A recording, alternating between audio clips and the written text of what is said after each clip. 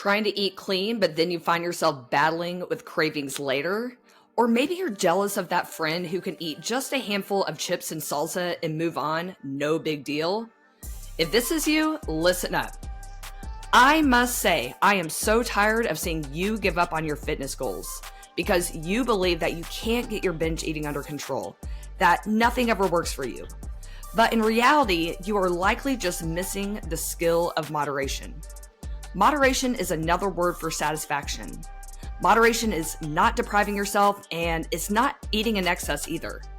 Moderation is all about eating to satisfaction. And when you master moderation, you can feel more satisfied so the urge to mindlessly snack disappears, be able to eat just one cookie or one slice of pizza and move on, no big deal, and improve your metabolism after years of restriction so fat loss becomes easy, and slide right back into your favorite jeans and get rid of your closet full of 3 different sizes. Sound like something that you want? Well, I've got something special for you.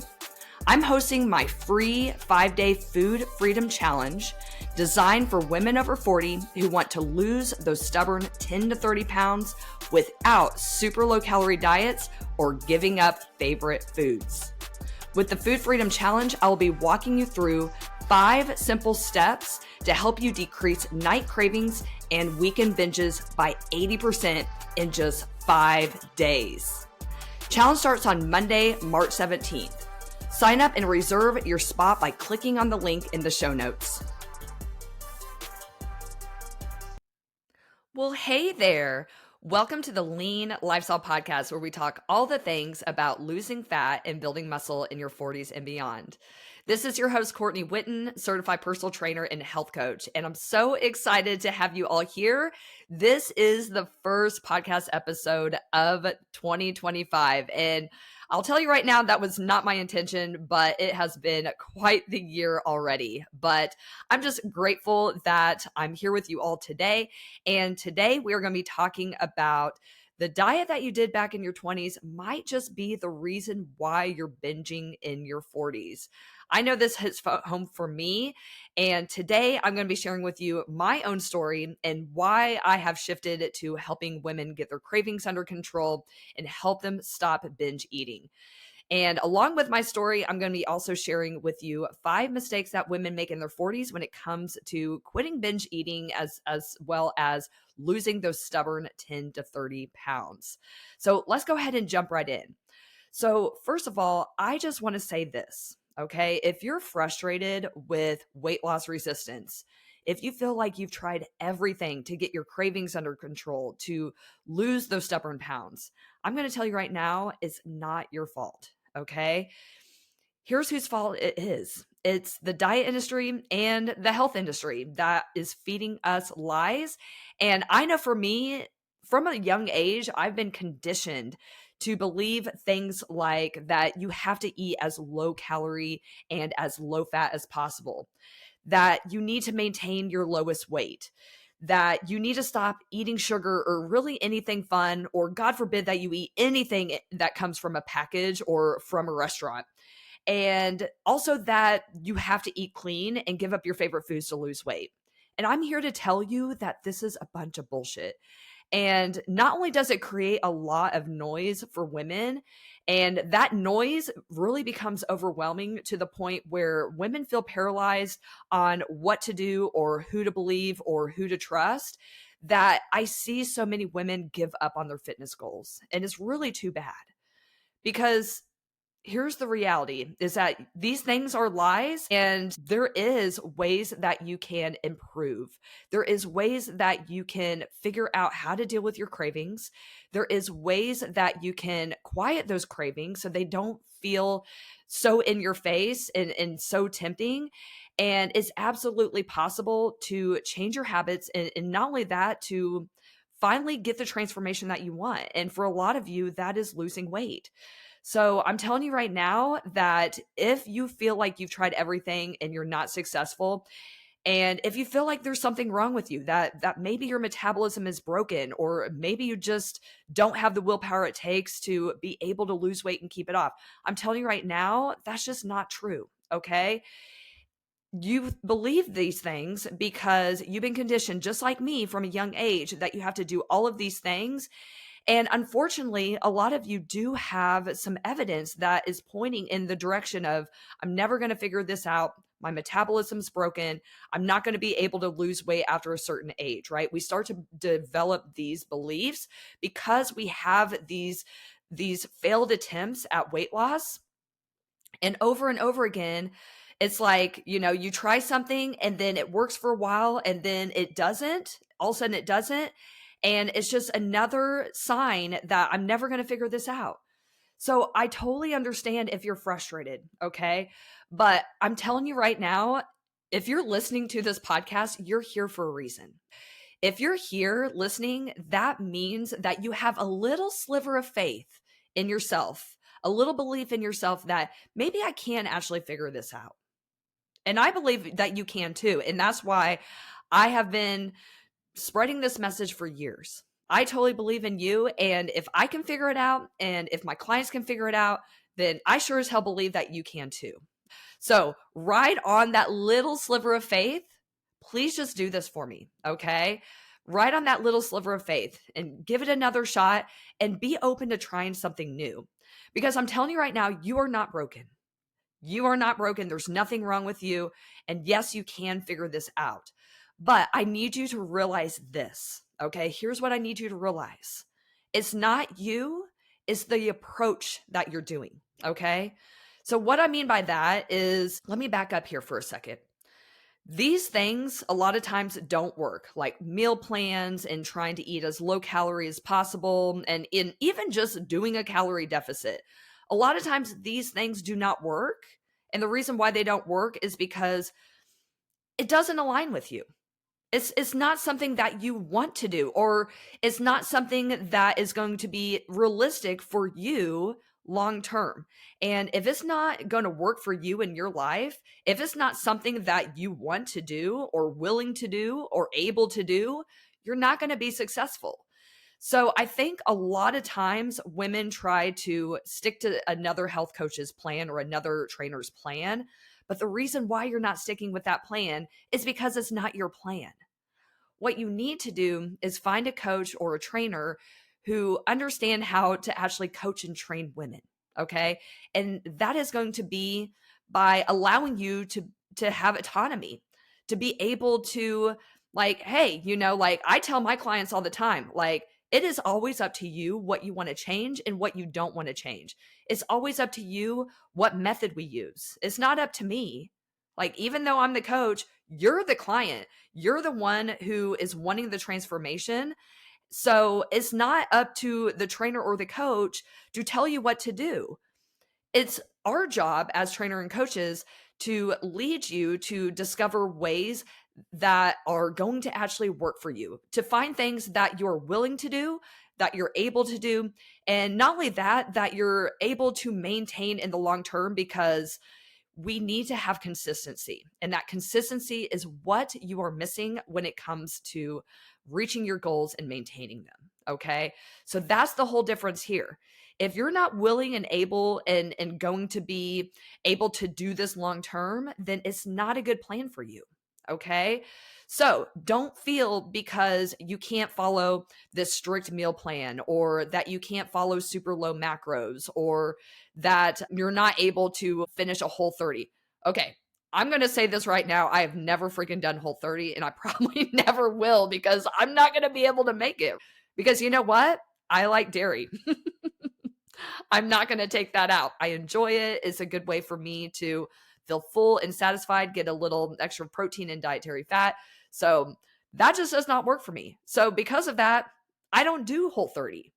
So I want this episode to empower you to realize that you have to find things that are going to be sustainable for you. You have to find things that you're willing and able to do.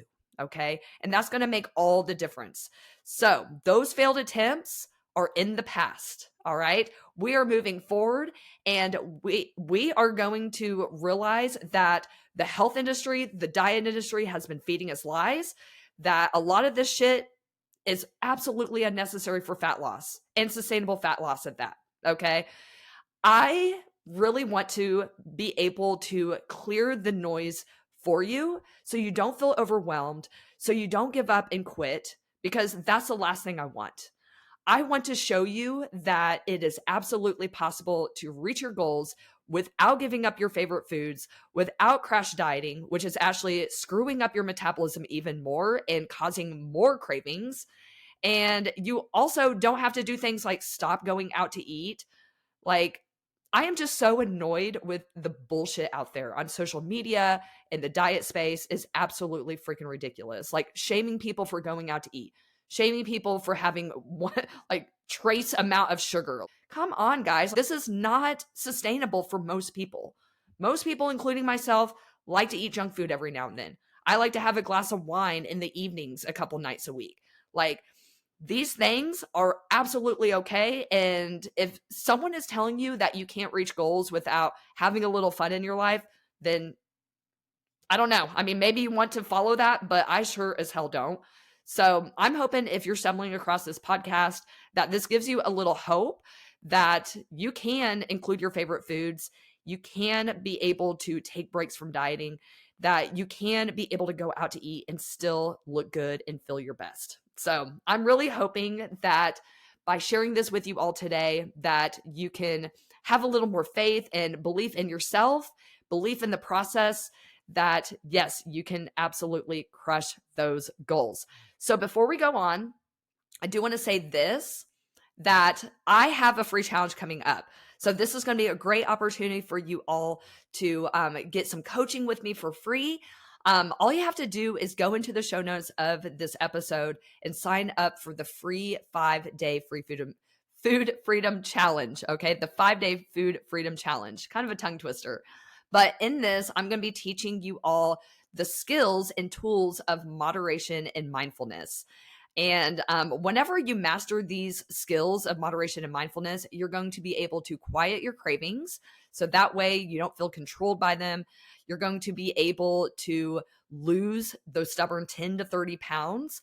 You're going to be able to eat just one cookie and stop at that and not feel deprived. And it's not going to even be a big deal. You're also going to be able to slide back into your favorite jeans and eventually get rid of your closet full of 3-4 different sizes. So if that sounds good to you, if you want to give it a try, I think it's absolutely worth a shot. I know for me, like, yes, now I'm in the space of counting macros. I've been doing this for 20 years now. So yeah, I'm in the space of counting macros and doing all that. But I will tell you right now, I still practice moderation and mindfulness practices on the regular. And I actually believe that is the prerequisite for macro counting. So you guys have probably heard some of my past episodes talking about macro counting and how powerful it can be for body recomposition and also fat loss and muscle gain even. But I do think that part of the problem here is that a lot of women they're skipping over this step. And if you are skipping over moderation and mindfulness, and you don't have these skills and you're just depending on willpower, then more than likely you're probably going to have some yo-yoing. Okay. So what I mean by yo-yoing is, being on the diet, off the diet, kind of being like deprivation leading to overindulgence, and really like this deprivation is leading you to say screw it at some point when you have a weak moment, and is causing you to just say F it, right? And just go off the diet. You're not like mindful at all because you're just angry, you're fed up, and you're frustrated, right? So what this does, it creates a lot of highs and lows into your nutrition. So which is not good, because at the end of the week or the month, more than likely you're going to be in a calorie surplus, okay? Which eating more than your body needs. So that leads to unwanted fat gain, right? So that's why we want to get out of this all or nothing diet cycle of being on the diet, being off the diet. And the way that you solve that is with moderation and mindfulness. So let's talk real quick about what mindfulness and moderation actually are. So we have mindfulness, which is really just paying attention to your biofeedback markers, such as hunger, your cravings, your fullness cues, your energy levels. This is so important because, and it's actually a skill that a lot of people don't have because a lot of people don't teach it. But simple things, just like checking in throughout the day, like, how satisfied was my last meal? Like, and if it wasn't really satisfying, if I'm reaching for the snacks and the junk food, then what can I do to make that meal more satisfying? Maybe I needed more calories. Maybe I needed to add more protein, or maybe I needed to add a little bit of dietary fat, right? So, doing things like that, or asking yourself, like, okay, how full am I on a scale to 1 to 10? I like to do this during my meals. What this does, it trains your brain to slow down. And when you slow down your meals, you're more than likely going to eat less. So that's mindfulness, is checking in, like, how hungry am I? How satisfied was my last meal? How full am I, etc. Okay. Then we have moderation. So moderation is another word for satisfaction. Moderation is right in between deprivation and overindulgence. Okay. So, like we were talking about earlier, and like I've talked about a lot in past episodes, we have the deprivation and indulgence scale. On one end, we have deprivation, and then on the other end, we have overindulgence. Well, when we're trying to eat as low calorie as possible, we're skipping meals, things like that, trying to eat super clean. A lot of times, I would say most of the time, that's going to lead, maybe not immediately, but it could be a couple days, it could be a matter of weeks, to where you get to a point, again, you have a weak moment and you just kind of get like this fuck it mentality, and you're just like, well, screw this. This isn't working anyway. I might as well enjoy myself. So, what we want to avoid is that, because, like I was saying earlier, this creates a lot of highs and lows, and it can put you in a calorie surplus. So, with a surplus of calories, that's going to lead to unwanted weight gain. So, moderation is all about finding that middle ground in between deprivation and overindulgence. Okay. So, that means eating to satisfaction and not eating to stuffed. This also means making more moderate choices instead of trying to eat super clean, or just, go on a bender and just eat nothing but processed foods and highly palatable foods. So that's the whole idea of moderation and mindfulness. Now, I do want to share real quick just a little background about me. I meant to do this earlier, but we can go ahead and do it now. If you are not following me on Instagram, make sure that you do. That's actually the platform I am most consistent on right now. I post usually about 5 days a week, and I do stories most days of the week as well. But I've been sharing a lot about my own story. I do kind of have a unique story because I'm not someone who lost a lot of weight. Like, I might have lost like 20 pounds before, like that was like my biggest weight loss. So, just to kind of give you a little backstory, I grew up in the 80's and 90's.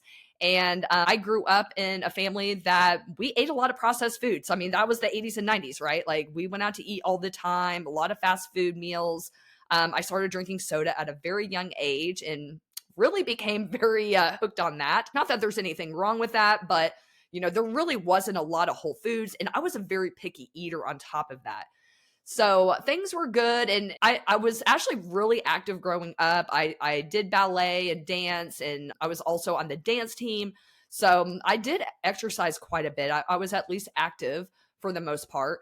But what ended up happening in my early 20's, things just really started going downhill because I picked up cigarettes. I was drinking alcohol. I was still drinking a lot of soda because I was driving and I was a young adult and I didn't really know how to cook or anything like that. I ended up really developing bad habits. And that included things like going through the drive through at least once a day, dessert every day, guzzling soda after soda. So basically what happened, I gained weight really, really rapidly. I was probably around age 19 when it started getting really bad, until I think I was around 21 or 22 when I finally started to be like, okay, I'm ready to do something about this. Now, I wasn't quite ready to make changes to my nutrition. So what I did, I ended up trying to train at a gym. So I didn't really know what I was doing. I took like one semester of weightlifting back in high school. So I didn't really know what the heck I was doing. I got a subscription to Shape magazine. And back then, like, I love magazines. I remember being so excited when I would get Shape magazine in the mail. I would like consume it cover to cover, like, immediately. And I absolutely love magazines. But that's basically how I got started. I started tearing out workouts from Shape Magazine, taking them to the gym, trying some weight training, and I actually ended up loving it. And that's actually how I lost 20 pounds. What was great, I actually absolutely loved exercise. And after the weight loss, I would have people come up to me at the gym, like strangers and acquaintances at the gym, like, hey, you should be a personal trainer. And like, I'm like, I don't even know what I'm doing. I'm just, I'm just doing my own thing. But here's what I want to say. Throughout this whole time, I'm still smoking cigarettes and I'm still binge eating. So I was still out of control with my habits. And once I started working out and started seeing some results, I was like, okay, I've got to stop eating so much. So what I did, I would start doing things like skimping on meals and skipping breakfast. So I started to restrict. I was trying to skip meals and be good. But all that did was actually make the binging worse. So I was trying to be good during the day, but at night I would like fry up stuff. I would fry up things in the deep fryer, like mozzarella sticks, and go through the drive-through. And Jello no bake pies were one of my favorites. So my food actually got worse. My nutrition actually got worse because I started trying to skip during the day and try to be good. I'm like, okay, today's going to be different. But then I would just end up having a freaking feast every night. As things went on and on, I got more and more obsessed with exercise. So 3 days a week turned into like 6 days a week. And then I'm like, to accelerate the fat loss, I should do more cardio. Yeah. So I felt completely out of control. Now, a few years later, I did end up becoming a personal trainer. So I was 27, I believe, when I ended up taking the exam, maybe 28, and things were great. Things were great in the beginning. I was still maintaining my weight loss, but underneath it all, I was still out of control. And a lot of people didn't really know this, except for like my husband at the time. Yeah, it was a big mess because I was obsessed with exercise. I was trying to be good and trying to quiet my cravings and trying to stop the binging. But I was making big mistakes because I was trying to skip meals and try to okay, I just need to not eat for a few days, but I couldn't get through the day. Night would come along and I would get off work and I would go home and freaking eat my face off. So this went on for a while. So this was going on even early in my personal training career. So fast forward few years later, probably around 2000, I would say probably 2016, I kept hearing about mindful eating. This was when it was really cool. And I was like, okay, I'm going to look into this. So I did a little digging on the internet and I just started. I'm like, all right, I'm going to give this stuff a try. Here's the thing, I was a personal trainer for probably 5-6 years until I started really figuring out how important nutrition is. So here's the result. I had less cravings. I stopped doing the nightly binges. So I noticed after time went on and on that I was eating less after dinner. So that is a big win. So I want you all to know, if you're struggling with snacking at night or binging at night, you are not alone. Even me as a personal trainer, I used to do this too. So that was a transformation. And the other great thing, this is really good. I started realizing that I was running my body into the ground. I started realizing this is actually not good. Working out 6-7 days a week is not a good thing. My body feels terrible. I was not recovering well. So ever since then, I've been practicing mindful eating and moderation and making sure that I'm eating enough fuel, making sure I'm getting enough protein, adding things like dietary fat. That was a really scary thing for me, by the way, because if you're like me, I'm in my 40s. If you remember the low fat movement of the 90s, everything was fat free. But really, dietary fat can help you add flavor to your meals, and it also can help you add satisfaction as well. You're going to feel more full. So by not feeling as deprived, I was able to get my eating more under control. That led to less mindless snacking, less binging at night or on the weekends. And I was also able to work out less. So that's my story. Hopefully that resonates with some of you all. But next, what I want to do while we're here is I would like to go over some mistakes that I see women make. And these are mistakes that I have made as well too. Okay. So there's 5 mistakes. We're going to go through them one by one. And we are going to I'm going to show you the fix. Okay, so here we go. Number 1, and we're talking about if you're in your 40s and the diet that you did back in your 20s, so aka skipping meals and trying to eat low calorie, right? This is probably why you're binging, okay? So if you want to stop binge eating, if you want to lose those stubborn pounds, listen up to these mistakes. Mistake number 1, skipping meals, I should say, or wimpy meals. I call them wimpy meals. My new thing, by the way, is eat like a grown-ass woman. I'll explain here in just a second. So skipping meals. Okay. Intermittent fasting. You guys have probably heard me talk about it before. I'm not against intermittent fasting, but I am against it when it causes you to overeat. It causes you to have more cravings. That's what we want to avoid. I'm not exactly against intermittent fasting. I do think that it does have benefits. I think it's good to have some times without food. I do think that people take it to extreme and it's totally unnecessary, and it really just leads to more cravings and more overeating and craving worse crap later. So you got to be really careful about intermittent fasting, and you can't abuse it. I do think it can be a good tool, but I think for most people, I think a lot of times women get in this trap of like, I just want to lose weight. So I'm just going to skip meals and I'm going to do the intermittent fasting. Well, here's what happens. If you don't do it right, when you break your fast, you're going to be freaking starving, and then you're probably going to overconsume calories. And that's what we don't want. The other thing is that if you're breaking your fast with a highly palatable food, that's probably being counterproductive. So highly palatable, I'm talking about a fast food meal or something that's rich in like carbs and fat. So like pizza, that type of thing, right? We do not want to break a fast with something that is like, holy shit, really good, especially if you're starving. Wimpy meals. Okay, I see this all the time. So when I work with women, if they're macro counting, a lot of times I'm like, okay, let's go ahead and, track your food for a few days and see where you're falling. But what they do, they end up trying to like impress me or like, I don't know, go ahead and start dieting. It's like, I didn't ask you to do that. But women think that less is better. But again, this is what happened to me. The same thing happened to me. I would try to keep my meals super low calorie, like 200 calories. I would have like 2 eggs and call that breakfast. Girl, that ain't breakfast. That's 140 calories. Like that might keep you full for like 2 hours, maybe an hour. Do you see what I'm saying? So you eat the 2 eggs and water, sweet, and then 2 hours later, you're digging in the cupboards, okay? Or you're in the candy drawer at work, right? Or you're ordering takeout on your phone. This is why that doesn't work. I highly suggest that do not do intermittent fasting until you're ready for that. First of all, if you're dealing with all that cravings, you are not ready for intermittent fasting. Wimpy meals. You're a grown-ass woman, and this is what I mean by that.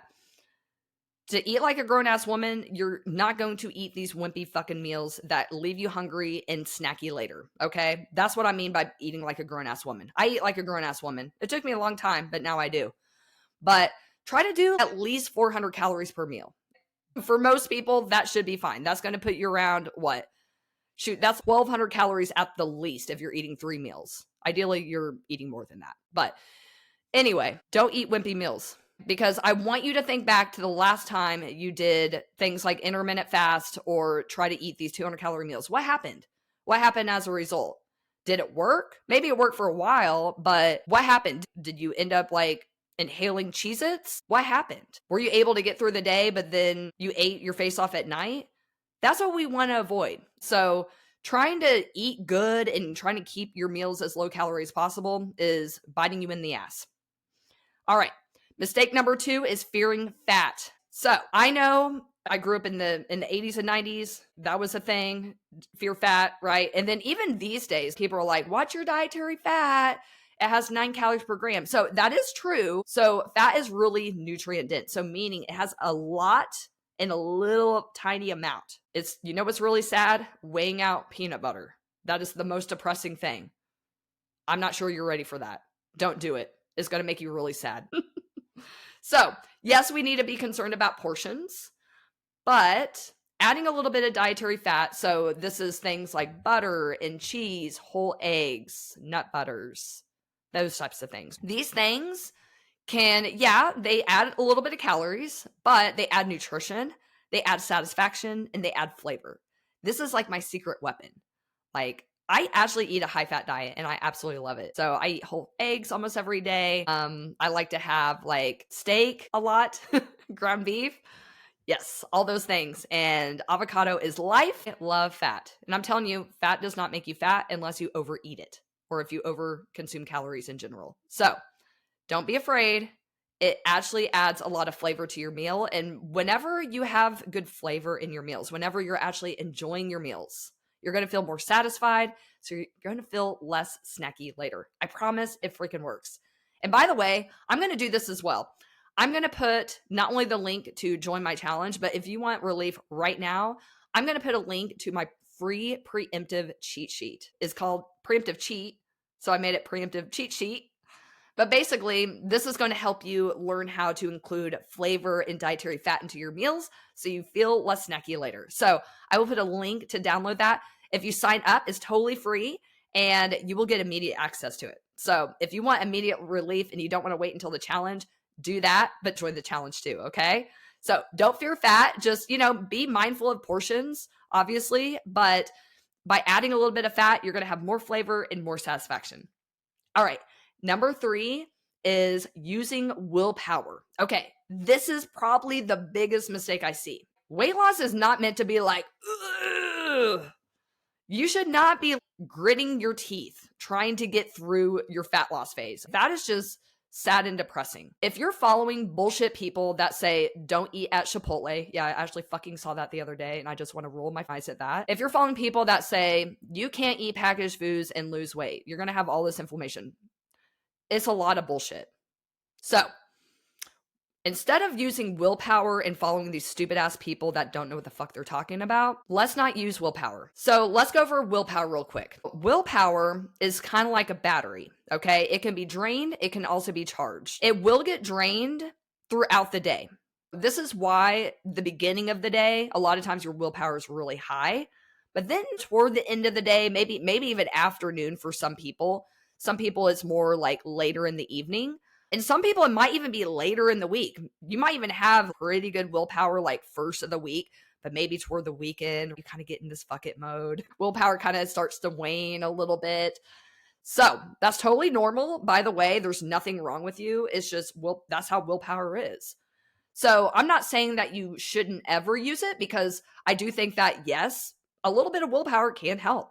It's kind of like that little extra push. Like, you just get that little extra lever there. But depending on it, and that's what most diets do and what most coaches and trainers teach, like, you just need to like follow the plan.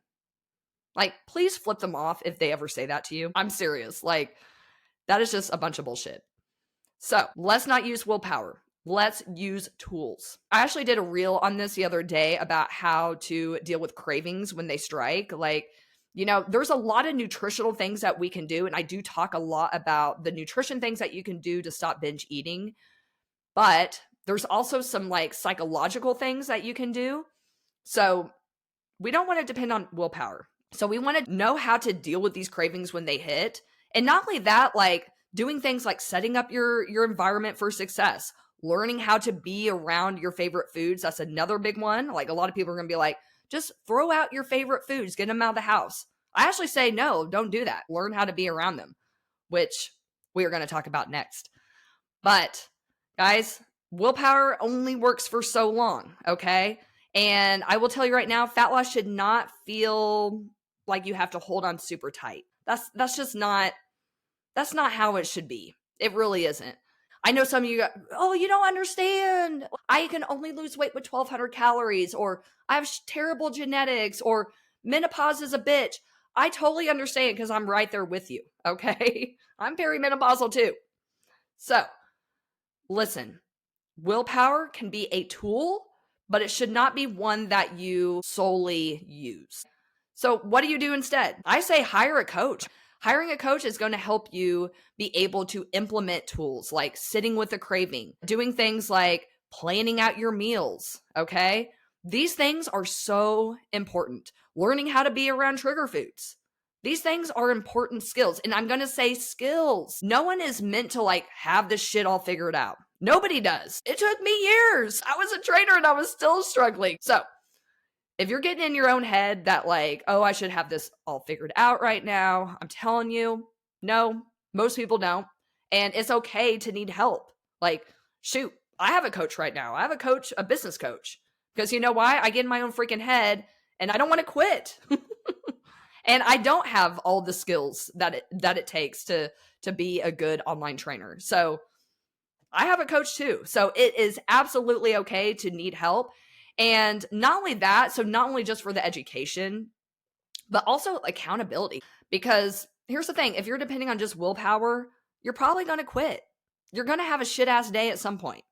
So I think it's a really good idea. If you're struggling, reach out. Me, like, I offer free sessions, just one, but like, it's not a sales call. Like, let's just hop on a phone call or a Zoom session, have a little conversation, get to know each other, no pressure ever. And I'm going to be completely honest with you. And I'm going to tell you right now, I'm not everyone's cup of tea.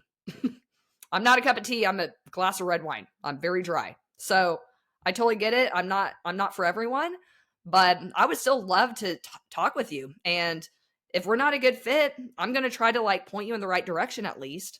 So you have nothing to lose. And of course, like there's no like, you have to do this now. Like it's totally cool. Like we can just message and stay in touch. And I would absolutely love that. So don't be afraid to reach out for help because depending on willpower is probably one of those reasons why you're struggling. All right. Next one, avoiding favorite food. So we kind of touched on this. This is another big mistake that women make when they're trying to stop binge eating, when they're trying to lose weight. They will try to just get it out of the house. You always see like trainers doing that, like doing like a, they go into your pantry and they just start throwing shit out. Get this shit out of the house. That way you don't eat it. That way you're not tempted. Okay, that has a little bit of truth to it. Sure, like I was saying, set up your environment. But here's the thing. It's a fine 1.0 strategy. Okay, so meaning it might work in the beginning. Sure. Maybe like your first week of, trying to change things, you get things out of the house. Sure. But I do want to ask you this. Do you think there will be a time when you're going to be encountered with that food again? And do you trust that you're going to be able to moderate? Just think about that for a second. I want you to think about that. Okay, seriously. And maybe even think back to times that you tried to avoid foods and then you were encountered with them later, like maybe at a social situation or whatnot. What happened? Right. So this is what I say. I think in the beginning it's totally fine to get it out of the house, try to, avoid those trigger foods, avoid going out to eat, avoid having fun. But if you want to act like a grown-ass woman and actually have a fucking life, this is what I suggest. Try exposure therapy. So this is something that I do with my clients inside my one-on-one program, Moderation 365, where I teach you how to eat the same on Saturday as you do on Monday. And literally what one of the lessons is being around your trigger food, your so-called trigger food, and learning how to take a couple bites or a single serving and move the fuck on. Yeah. Does it work right off the bat? Most of the time, no. You might overeat on it a little bit, but you're probably going to overeat on it anyway. So you might as well get a little bit of practice, right? So by doing this, whenever you can be able to have that food around and learn how to be around it and be able to just take a few bites and move on without binging on it, you're going to take that food off the pedestal. This is huge because think about it.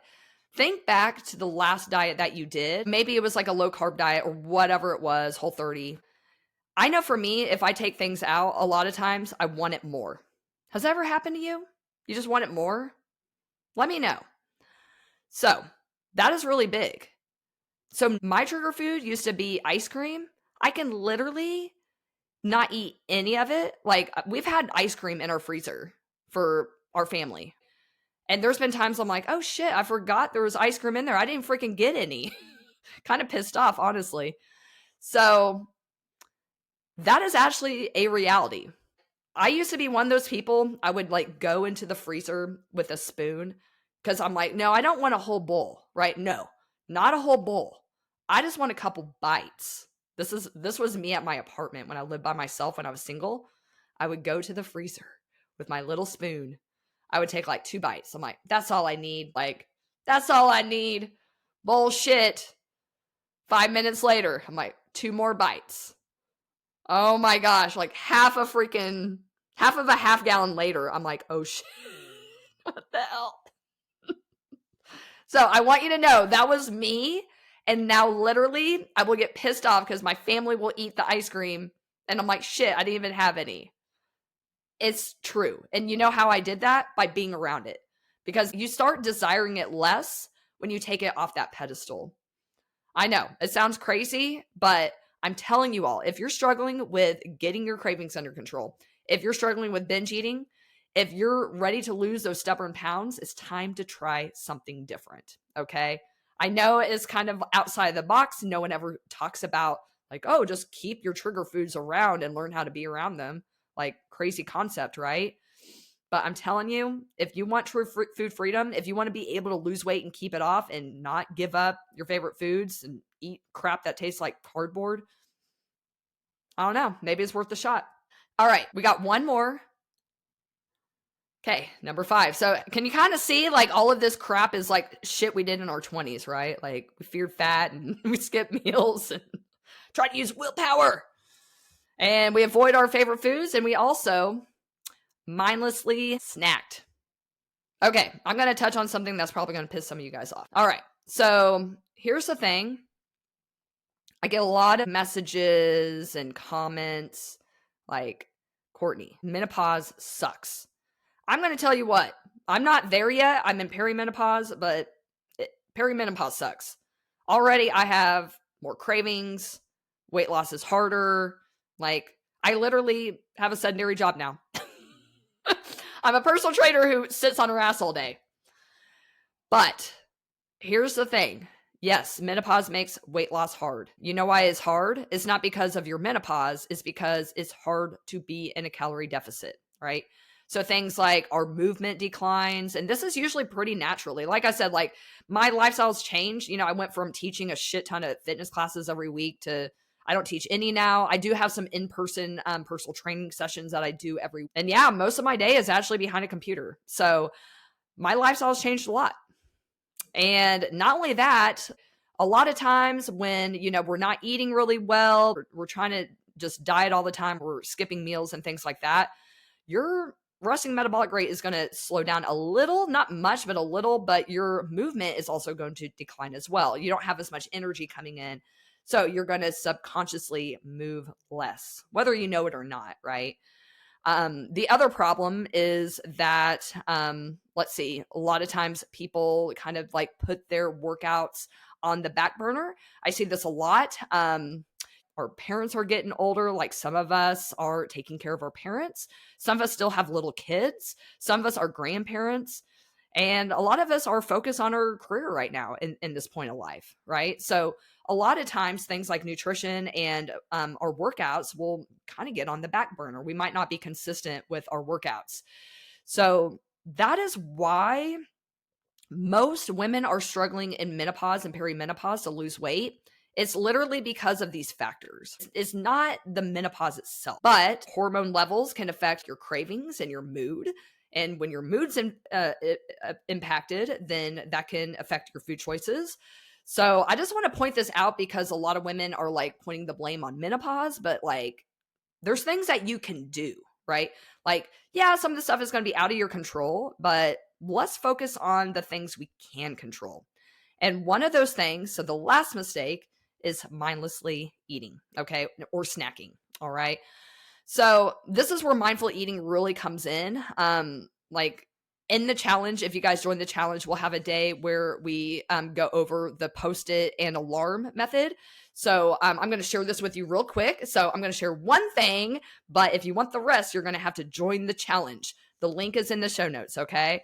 But the Post-it and the alarm technique, This helps you with mindful eating, and this is how it works. You either set like a notification on your phone, or you can, if you're a Post-it person, like my mom is always like that. She always has Post-its everywhere for like reminders. But you can put Post-its like where you frequent, and basically just to check in every 3 hours. And this is not to eat. I want to be clear. This is not like, oh, you need to eat every 3 hours. No, I'm not talking about that. You don't need to fucking eat every 3 hours if you're not hungry. But every 3 hours, you check in and ask yourself a question. Now, it can be different questions. It can, like earlier, I was talking about that. You can ask yourself, like, how hungry am I on a scale of 1 to 10? That gives you a lot of info, right? Instead of like eating to stuffed and then starving yourself, like most women only have like stuffed or starving. Please stop it. We have like all of these like nuanced levels of hunger and fullness in between, right? So by doing that, you can get in touch, right? So for example, say, okay, right now, I'm probably like a 5. I'm not really like hungry, but I'm not full really at all. But that tells me if I'm right between 1 and 10, so 10 being stuffed, 1 is like starving. If I'm a 5, that tells me probably in about 2 to 3 hours, maybe 2, probably 2. I'd say in about 2 hours when I'm around like a 3 or a 4, I'm probably going to want to eat. So what that does, it gets me more in touch with my hunger and fullness cues. And by doing that, I can also think ahead. So I'm like, okay, that means I probably need to eat within 2 hours. What is that meal going to be? I can start thinking about that. Instead of most people go through their freaking day, they try to ignore their hunger, they ignore their cravings, and then they're shoving a whole bunch of bullshit in their mouth. They're just eating the first thing they can get to because they're not being mindful. So by checking in with your hunger, you can assess that. You can get really good at, okay, that means in a couple hours or whatever, I need to start thinking about a meal, right? And you're also going to be able to make better decisions because you're thinking ahead of time.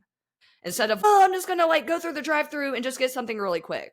Not that, that's wrong to do every now and then, but if that's your default, then yeah, you're probably going to struggle with your weight.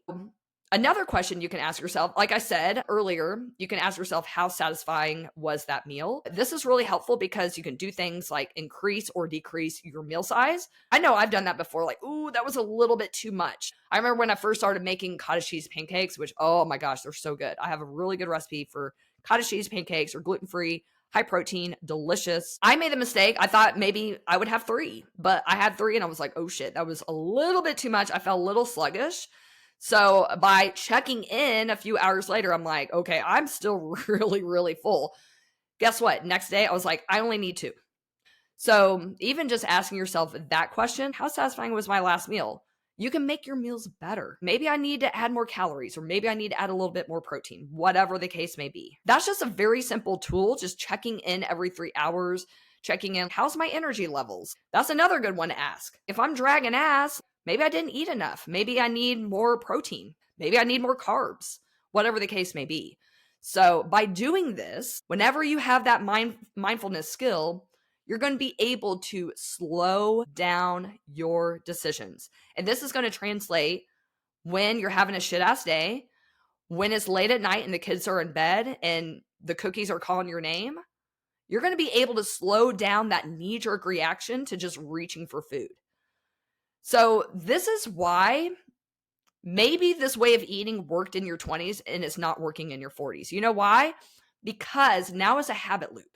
Now it's become more and more automatic. It's like you're not even thinking about it. You're just reaching for food. A lot of times you might be like, you'll look down and you're like, oh shit, I don't even really remember grabbing this. I don't even remember eating most of this. And you look down and the bag is almost gone. This is why mindfulness is so important. And I'm going to keep spreading the message because there is so much noise out there. I searched moderation on Instagram the other day, and pretty much the only thing I could find was people dogging it. You can't do moderation. It just doesn't work. Bullshit. So what? You think being depriving for the rest of your life and never having freaking fun and being miserable is a good strategy? Do you think that what you have been doing has been working? Eating wimpy ass meals and skipping meals and eating like a freaking bird? Is that really benefiting you? Have you been able to successfully lose weight and actually keep it off? So that's what I argue with. I feel like moderation and mindfulness are actually the missing skills that a lot of women have that are struggling with their weight. So let me know. I would love to hear reviews, your feedback. So please, if you guys have stayed with me to the end, I've been on here for almost an hour now. If you're staying to the end, please do me a favor. I'm really trying to get this message out there. You know what my dream is? I just want to help as many women as possible because I was that girl. I was that girl. And I'm not her anymore. And you don't need to be her anymore either. You can be the best version of you, but it's going to take opening your mind and trying something new. I believe in you. So thank you so much for being here and staying to the end. So please write me a 5-star review if you find this beneficial. Share it with a girlfriend. And please do me a favor and join the free 5-day food freedom challenge. The link to join is in the show notes. We start March 17th, and I do have limited spots because I want to keep it small and intimate so I can really reach out to you guys all on an individual basis and have good conversations with you, follow up with you, and support you in any way that you need. Okay. So go ahead and sign up, reserve your spot. And if you need immediate relief, I'm going to put the link to grab my free preemptive cheat sheet in the show notes as well. I think you will really find that beneficial to add some more flavor and satisfaction to your meals so you feel less snacky later. Thank you so much. I truly appreciate you being here, and I believe in you, and I know you can do this. All right. I will talk with you all soon. Bye for now.